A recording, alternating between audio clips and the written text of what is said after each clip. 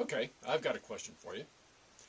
What is it that companies like J.M. Smucker, Southwest Airlines, General Mills, and Marriott Hotels know that seem to elude many of their competitors? What's one thing that maybe has contributed to each organization's decade-long record of growth and profitability? Well, the answer may lie in a paraphrase of an advertising slogan long used by Carnation Milk. Contented cows give better milk. Translation? Satisfied, engaged employees give better performances, which results in better business outcomes. So I want to answer 3 questions in this, our first episode of what we're calling a half pint of fresh milk from contented cows. The questions: employee engagement. What is it? Why do I want it? And how do I get it? Number 1, what is it? What is employee engagement? Well, I'm going to answer a question with a question, really a series of questions. How into your job are you? How connected do you feel to the organization whose name appears in your paycheck? How much of your career can you see spending there? And how much of yourself do you put into your work because you want to, not because you have to? Those answers probably define the term employee engagement better than any dictionary-style definition that I could offer. You know, we used to talk about employee satisfaction, but employee engagement is really more than employee satisfaction. In fact, I think some employees can be perfectly satisfied without being very engaged at all, but that's a topic for another episode. For now, let's just say that employee engagement is a measure of how into my job I am. If I'm really into my job and the organization I work for, I'm going to do more than I have to. I'm going to give the job pretty much everything I've got. And that's bound to show up in the results that I produce, right? Yeah, and that takes us to the second question. Employee engagement. Why do you want it?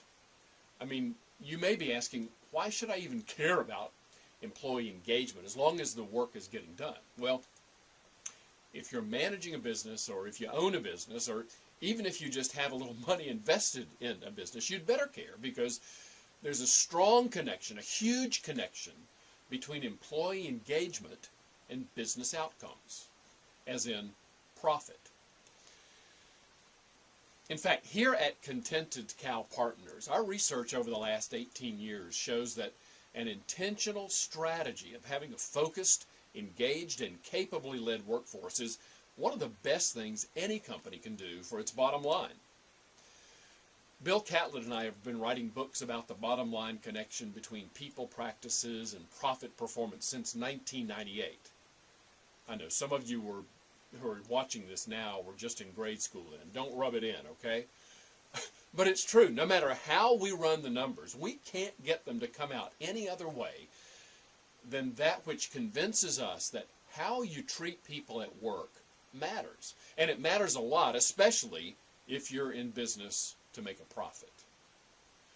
Our latest book is called Contented Cows Still Give Better Milk, the plain truth about employee engagement and your bottom line. And I'm not going to read you the book here. You can get it from Amazon or on our website, contentedcows.com, and other places too. But once again, 14 years after our first book came out, Bill and I have been able to make a really compelling business case for creating a focused, engaged, and capably led workforce. And it all boils down to kind of a 6-word mantra that we use. Treat people right, make more money. So the third question is employee engagement. How do you get it? Well, first, you don't get it by watching a 3-minute video, but here are some ideas to kind of get you started. I want you to come back to this channel and check for new videos that'll go into more detail. But first, it starts with hiring. As any baker knows, great cakes start with great ingredients. Same thing goes for your workforce. It's what we call hiring for fit. Frankly, most of us spend too much time worrying about skills and technical qualifications and not nearly enough time screening for things like heart, passion, temperament, nature, and whether or not the person even has the potential to be happy, productive, and successful working around here. So, here's your first assignment. Today, sit down with your leadership team and write down what are the things that people have to have. I'm not talking about degrees or experience or using this software application or that piece of equipment or stuff like that. No. What are the non-technical traits that they have to possess to make it in your organization? Set the standards high, but be sure they're reasonable or you won't find anybody that fits. And be sure they really are requirements, not just preferences or conveniences or things you're used to. You'll end up putting the wrong filter on the process and run the risk of leaving some of the best qualified people out on the doorstep. Learn to use behaviorally based interviewing techniques. If you don't know what that is, ask your human resources professional. And if you don't have one of those, get one. Either hire one on staff or on contract, but get somebody to help you with those kinds of things. And if you end up making a bad hiring choice, as unpleasant as the whole process is, you've got to end the relationship sooner rather than later. Prolonging the inevitable, if it truly is inevitable, isn't doing you any good or the person you hired. Be sure your process is defensible, but if the problem is one of fit and not of performance, don't go making up some bogus performance issue just to make things look good. Be honest.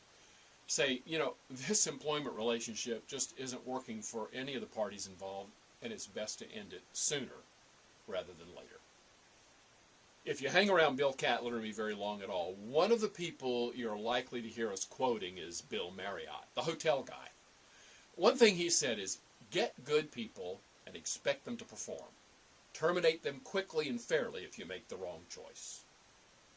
This is just the first in a series of short videos we're making to help leaders who are managing at all levels of the organization to build that focused, engaged, and capably led workforce I talked about at the beginning. And don't let the contented cows thing throw you. It's just a metaphor. But business leaders can learn a lot from dairy farmers. In the same way that contented cows do give better milk, engaged employees give better performances. I'm Richard Hadden. Come back and check out the Contented Cows channel for more advice on leadership, employee engagement, and the workplace.